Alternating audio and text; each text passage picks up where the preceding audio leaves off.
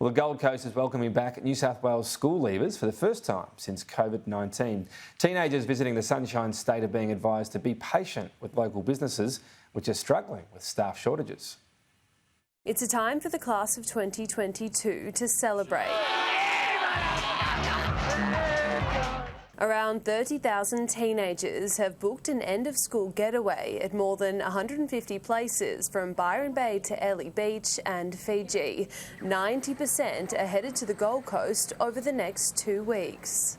Schoolies is one of many cogs in the great wheel that is entertainment and events on the Gold Coast. In the first week pre-COVID, we saw an economic injection of around $30 million, so we're expecting to see obviously a similar injection this year. It's the first time since 2019 New South Wales school leavers have been allowed to celebrate in the Sunshine State due to pandemic-related border closures, but the experience could be a little different to previous years. Currently, as we sit here today, what took 15 minutes to get an order when I take my family for a Sunday breakfast is now taking half an hour, purely because there's less staff to do the jobs. Susie Ayres owns Olive Coffee, a cafe located on the doorstep of several hotels housing the school leavers. Like many other small businesses, she's struggling to keep up with current demand. I'm on limited staff at the moment. I have had a few applications, unfortunately a lot without experience, which makes it very tricky when we are busy. And she's worried about how she and her staff will cope with the influx of customers. Yeah, it will be very stressful if I can't get a couple of extra staff members to sort of help take the pressure off.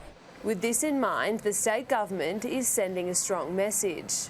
Be patient, all of these hospital workers and tourism providers are doing everything they can. While Schoolies does provide an economic boost to the local economy here on the Gold Coast, it's slowly begun to dwindle over the past few years as school leavers choose to celebrate at other destinations.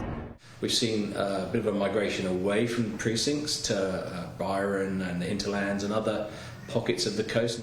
But that's little comfort to local businesses like Olive Coffee. Just be respectful. We're all doing it tough and we want to serve everyone and, make sure everyone's caffeinated. Lucy Gray, Sky News Gold Coast.